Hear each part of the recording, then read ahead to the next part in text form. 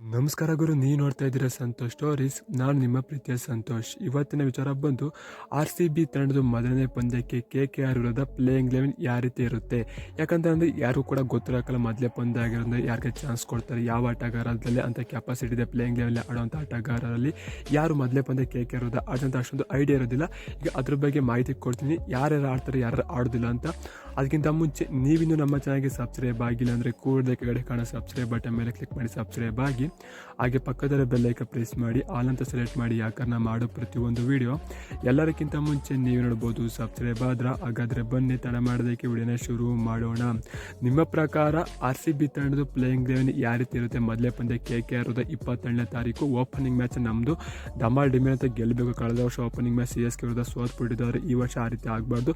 KKR ವಿರುದ್ಧ opening match ಕೋಲ್ಕತ್ತಲ್ಲಿ ಸೋಲ್ಸ್ಬಿಟ್ಟು ನಾವು ಆಮೇಲೆ ಚಿನ್ನಸ್ವಾಮಿ ಸ್ಟೇಡಿಯಂಗೆ ಬರಬೇಕು ಅಂತ ಹೇಳ್ತೀನಿ. ಇದ್ರ ಬಗ್ಗೆ ನಿಮ್ಮ ಅನಿಸಿಕೆ ಏನು ಅಂತ ಕಮೆಂಟ್ ಮಾಡಿ. ಇನ್ನೇನು ಬೇಗನೆ ಶುರು ಆಗುತ್ತೆ, ಪಟಪಟನ್ ಸಬ್ಸ್ಕ್ರೈಬ್ ಆಗಿ 4,000 ಸಬ್ಸ್ಕ್ರೈಬರ್ಸ್ ಕಂಪ್ಲೀಟ್ ಮಾಡೋಣ. ಪ್ಲೇಯಿಂಗ್ 11 ನೋಡ್ತಾ ಇರ್ಬೋದು, ಡಿಸ್ಪ್ಲೇ ಮೇಲೆ ಹಾಕಿದ್ದೀನಿ. ಫಿಲ್ ಸಾಲ್ಟ್, ವಿರಾಟ್ ಕೊಹ್ಲಿ, ರಜತ್ ಪಟ್ಟಿದಾರ್ ಮತ್ತು ಲಿವಿಂಗ್ ಸ್ಟೋನ್, ಜಿತೇಶ್ ಶರ್ಮಾ ಇವರು ಕನ್ಫರ್ಮ್ ಆಗಿ ಆಡ್ತಾರೆ. ಮತ್ತು ಜೋಕೋ ಬೆತಲು, ಟೀಮ್ ಡೇವಿಡ್ ನಡುವೆ ಫೈಟ್ ಬೀಳುತ್ತೆ. ಟೀಮ್ ಡೇವಿಡ್ ಸ್ಟಾರ್ಟಿಂಗ್ ಸಿಗುತ್ತೆ ಪ್ಲೇಯಿಂಗ್ 11.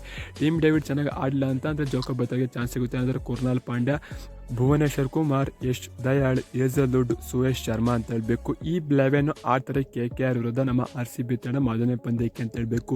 ಇದರಲ್ಲಿ ಒಬ್ಬರು ಕೂಡ ಚೇಂಜ್ ಆಗೋದಿಲ್ಲ. ಬೇಕಾದ್ರೆ ನೋಡ್ಕೊಳ್ಳಿ, ಇದೇ ಪ್ಲೇಯಿಂಗ್ 11 ಆಡ್ತಿದ್ರಲ್ಲಿ ಒಬ್ಬರು ಕೂಡ ಚೇಂಜ್ ಆಗೋದಿಲ್ಲ. ಇನ್ನು ಇಂಪಾರ್ಟೆಂಟ್ ಪ್ಲೇಯರ್ ಯಾರು ಆಡ್ತಾರೆ ಗುರು, ಅದ್ರ ಬಗ್ಗೆ ಕೇಳೋದಾಯ್ತು ಅಂತಂದರೆ ನಮ್ಮ ಕನ್ನಡಿಗ ದೇವದತ್ ಪಡಿಕ್ಕಲ್ ಅಂತಾನೆ. ಟಾಸ್ ಮೇಲೆ ಡಿಫೆಂಡ್ ಆಗುತ್ತೆ, ಟಾಸ್ ಯಾರು ಗೆಲ್ತಾರೆ ಅದ್ರ ಮೇಲೆ ತಗೊಂಡು ಇಂಪಾರ್ಟೆಂಟ್ ಪ್ಲೇಯರ್ ಬಳಸ್ತಾರೆ. ಇಂಪಾರ್ಟೆಂಟ್ ಪ್ಲೇಯರ್ ಯಾರು ಬೇಕಾದ್ರೂ ಆಗ್ಬೋದು, ದೇವದತ್ ಪಡಿಕ್ಕಲ್ ಆಗಿರ್ಬೋದು ಅಥವಾ ಬೌಲರ್ ಆಗಿರ್ಬೋದು. ಬೌಲರ್ ಆಯಿತು ಅವರು ನೋವಾನ್ ತುಷಾರ್ ಅವರಿದ್ದಾರೆ, ಅವರು ಕೂಡ ಒಳ್ಳೆ ಬೌಲರ್. ಮಲ್ಲಿಂಗ್ ಅಂತ ಆಕ್ಷನ್ ಇರುತ್ತೆ, ಅವನು ಕೂಡ ಆಯ್ಕೋಬಹುದು RCB ತಂಡ ಇಂಪಾರ್ಟೆಂಟ್ ಪ್ಲೇಯರ್ ಪ್ರಕಾರ. ಅಥವಾ ಬ್ಯಾಟಿಂಗ್ ಬತ್ತು ಅಂತ ಅಂದರೆ ದೇವದತ್ ಪಡಿಕ್ಕಲ್ನ ಆಯ್ಕೋಬಹುದು ಇಂಪಾರ್ಟೆಂಟ್ ಪ್ಲೇಯರ್ ಪ್ರಕಾರ ಅಂತ ಹೇಳ್ತೀನಿ. ಫಾರಿನ್ ಪ್ಲೇಯರ್ ವ್ಯತ್ಯಾಸ ಆಗುತ್ತೆ ಅಂತ ಕೇಳ್ಬೋದು, ಅಲ್ಲಿ ಪ್ಲಾನ್ ಮಾಡ್ಕೊಂಡು RCB ತಂಡ ಮಾಡುತ್ತೆ ಅಂತ ಹೇಳ್ತೀನಿ. ಇದ್ರ ಬಗ್ಗೆ ನಿಮ್ಮ ಅನಿಸಿಕೆ ಅಂತ ಕಮೆಂಟ್ ಮಾಡಿ. ಮತ್ತು 2025ಗೆ RCB ಪ್ಲೇಯಿಂಗ್ 11 ನಿಮ್ಮ ಪ್ರಕಾರ ಯಾವ ರೀತಿ ಇರಬೇಕು ಅಂತ ಕಮೆಂಟ್ ಮಾಡಿ. ಸಿಗೋಣ ನೆಕ್ಸ್ಟ್ ವಿಡಿಯೋದಲ್ಲಿ. ನಮಸ್ಕಾರ. ಜೈ RCB, ಸಲಿ ಕಪ್ ನಮ್ಮದೇ ಗುರು.